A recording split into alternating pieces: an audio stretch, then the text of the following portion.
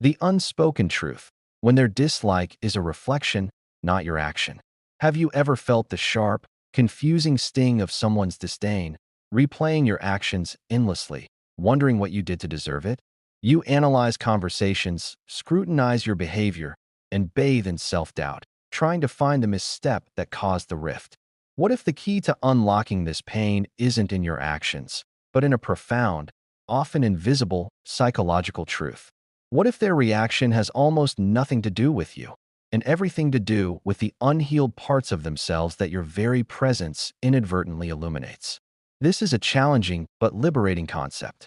The weight of another person's negative emotion can feel like our burden to carry, our flaw to fix. But true emotional freedom begins when we understand the distinction between being responsible for someone's feelings and being the catalyst for them. A catalyst is neutral. It merely sparks a reaction that was always possible, using materials already present. By exploring the 6 psychological mirrors we can become for others, you can finally release the burden of blame and step into a more empowered, peaceful existence. This isn't about assigning villainy. It's about understanding human complexity. And as we dive in, I'd love for you to engage with this. Drop a comment below with which reason resonates most, or share this with someone who needs to hear it. The first mirror, you embody the path not taken. Human psychology is deeply intertwined with comparison. When someone encounters you, they aren't just seeing you. They are unconsciously seeing a version of themselves, or rather, the version they aspire to be or fear they are not. You might possess a quiet confidence they lack, a clarity of purpose they've never found, a peace with your past they can't muster, or a success they covet. Your existence, simply by being, acts as a living benchmark. This creates what psychologists term cognitive dissonance. The gap between their self-perception and your demonstrated potential becomes a source of acute psychological discomfort. To resolve this tension, the human mind has a choice. It can be inspired toward growth, or it can diminish the source of the discomfort. Hatred, resentment, and criticism are often tools of diminishment. Instead of thinking, their confidence shows me I could work on my self-worth, a troubled mind may reframe. Their confidence is arrogance. They are so fake. This mental sleight of hand externalizes the problem. You become the issue, allowing them to avoid the arduous internal work of bridging their own gap. Your life isn't an accusation. It's an unconscious invitation they are refusing. Their disdain, therefore, is a testament not to your failure, but to the potential you represent that they feel unable to reach. Don't forget to hit like if this is making sense so far. It helps this message reach others walking the same path. The second mirror, you gently press on unhealed wounds. We all carry insecurities, soft, tender places within our psyche where we feel lacking, ashamed, or vulnerable. These are our emotional wounds. Now, imagine you, often without the slightest intention, operate from a place of strength in the exact domain where another person feels most wounded. Perhaps you are financially secure, and they are drowning in secret debt. You are socially at ease, and they are riddled with social anxiety. You are content in solitude, and they are terrified of being alone. You are unapologetically authentic, and they have built a life on performance. Your mere state of being can act like a subtle pressure on their bruise. The resulting pain is visceral, but its source is internal. Yet, the psyche's default is often to locate the cause of pain externally. It's less terrifying to think, they are making me feel poor and insecure, than to admit, my financial chaos makes me feel terrified and inadequate. You are transformed from a neutral party into a perceived aggressor.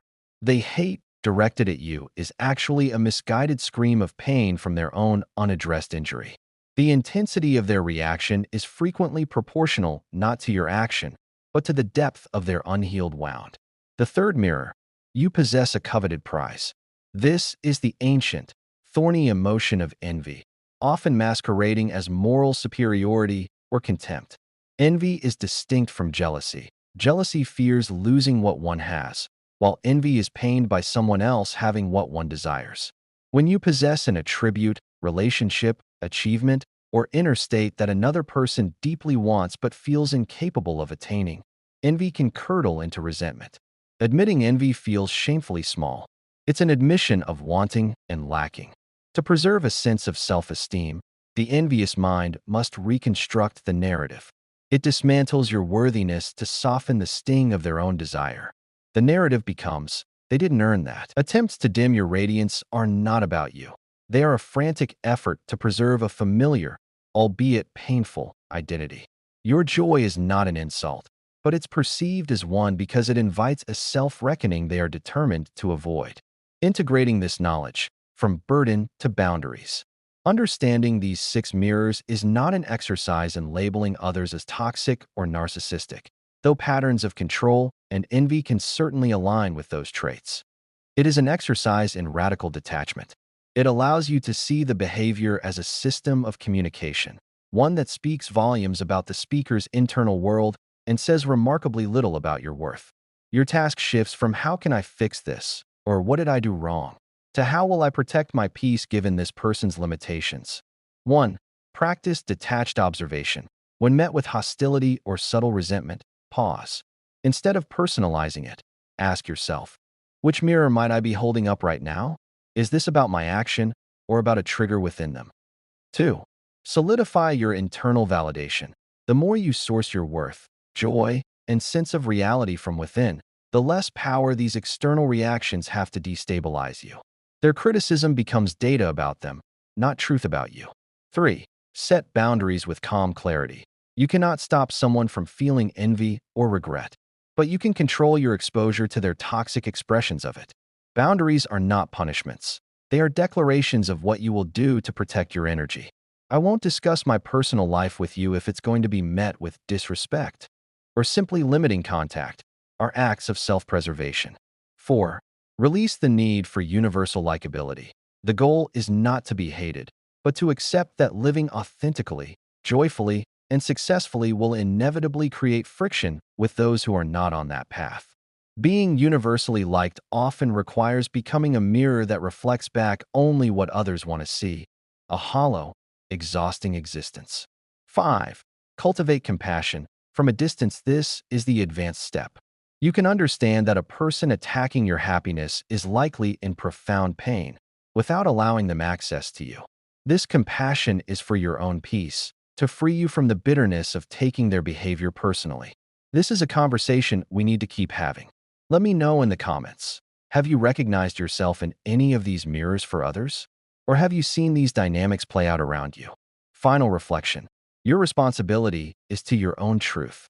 Their dislike, their resentment, their harsh words, these are not treasures for you to carry. They are luggage belonging to someone else's journey, placed at your feet for convenience. Your journey is to live your truth, to honor your path, to embrace your light, even when it makes others squint. You are not required to shrink, to dull your sparkle, to apologize for your successes, or to abandon your dreams to make others comfortable in their dissatisfaction. The right people, the people who belong in your orbit, will not be threatened by your growth. They will celebrate it. They will see your light and be inspired to tend to their own. The world needs you unedited.